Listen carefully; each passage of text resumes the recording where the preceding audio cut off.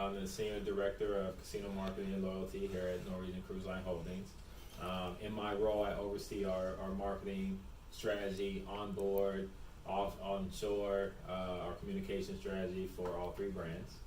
Um, it's the fun part about our job is it's kind of like we're a small business within the business, so we have a lot of flexibility that maybe some other departments don't have just because of the sheer size of our group. We're probably, I think in totality, we're marketing to, let's call it maybe like 200,000 people a year, whereas the rest of the company is marketing to millions of people. So that's fun. It gives us a lot of aspects. We do a lot of experiential marketing. We do events on board where we're doing like masquerade party, annual golf tournament. I think this year we're doing like a Studio 54 theme thing. Where right now we're working on an anniversary event where we do a concert in Bermuda for our guests. So we get to work on a lot of cool projects, and it's fun because being on the casino side, everything we do is value based.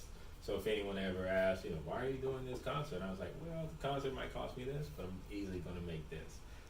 So that's the fun part. It gives a lot of flexibility. I've been doing this for my entire career. I went to UNLV. Right out of school, I started working for Caesars Entertainment Corporate.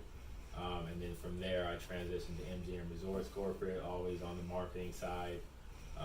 So yeah, I mean, it's kind of got its teeth in me, and here I am.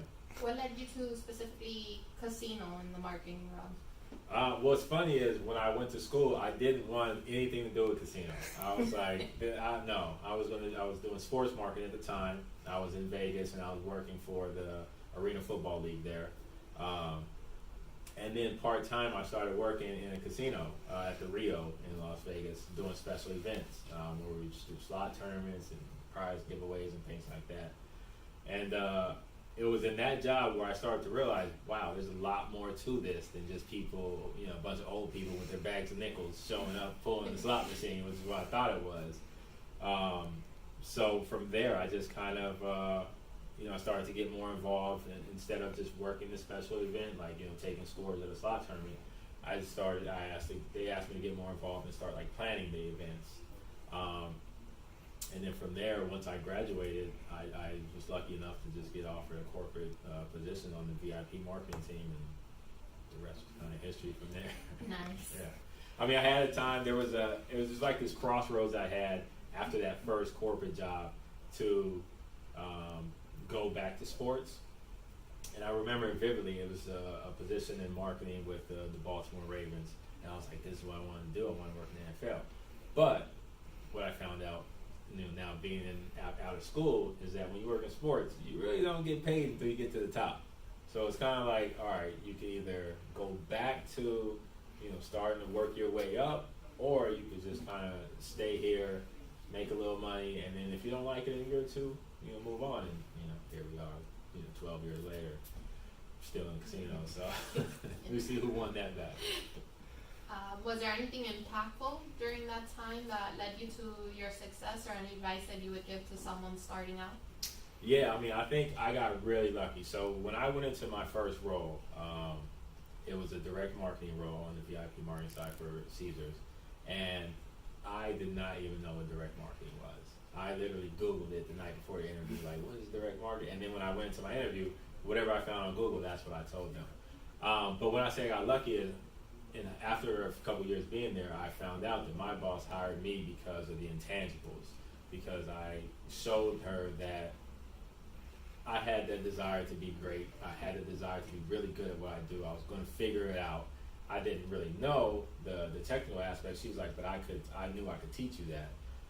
So that helped me. Like, I really got into a situation where it was boot camp.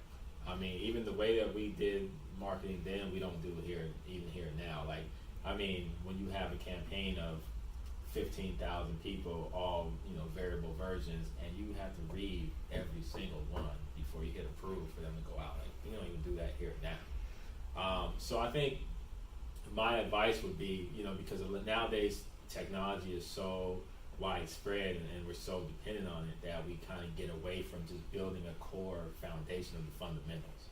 So my advice to anyone would be, to when you first get in, you know, whatever job it may be, to seek out that your boss or whoever and ask them what are those fundamentals that are going to help me be great regardless if we have this technology or not. Because I think that kind of builds a foundation that lets you build something, a strong career on. So that definitely helped me. I still use those principles I learned from that first job today here. That's great. So yeah. Thank you.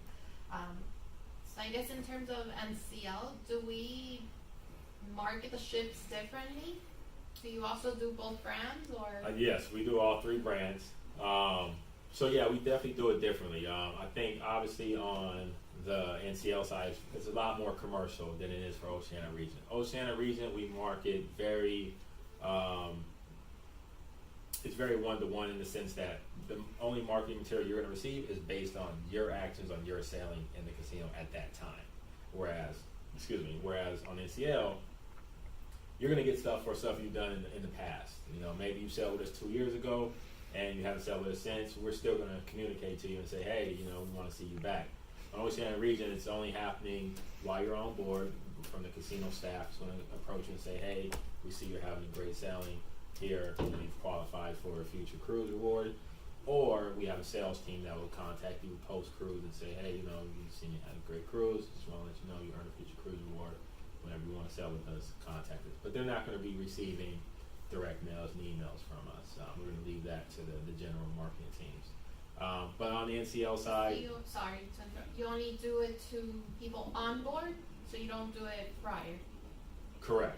Oceania Region, only people on board, and people post sailing as well. NCL side, it's the full gamut. You got, you know, pre-sale, people who are haven't sailed with us. We're doing historical marketing. People who are we do it on board. I mean, we're doing everything from the NCL side. Yeah, so it's a lot more robust. Which, you know, Oceania Region, you know, for all intents and purposes, is small, so they'll grow into that. But the NCL side, we're definitely hitting on all cylinders, even adding some new things this year that we're looking at doing too. So. Do you also collect data on the guests and what they do in the casino? Has that led to any insights? Absolutely. I mean, that would also be going back to your previous question on, you know, any advice that I would give for a casino marketer. I market for the numbers up. This business is all about the numbers. So if you don't know that, then it's going to be a tough road ahead, right? So I definitely think, you know, I don't necessarily think, I like to say that I'm not an analyst, but I can speak it fluently. You have to know what you want, what you're looking at, how to dissect it. You can't always depend on that information coming. So we're in the data every single day. Before we do a campaign, we're going to pro forma that campaign, see, you know, and be as conservative as we can, but still be realistic to make sure that at base minimum, we're going to get what we expect out of our margins that we have, our benchmarks that we have set. So yeah, I mean, our job starts with the data and ends with the data. In between comes the creative part, but it starts and ends on the data all the time. So yeah, that's a huge part of this. Thank you so much. It's been really informative. Absolutely. And for our roles here. Yeah, absolutely. My pleasure. Thank you so much. Pleasure. Yeah, I do this at for the past, it's probably like 5-6 years now. I do the mentor program at UM for their business college. So yeah, I've done several of these. So yeah. Thank you so much.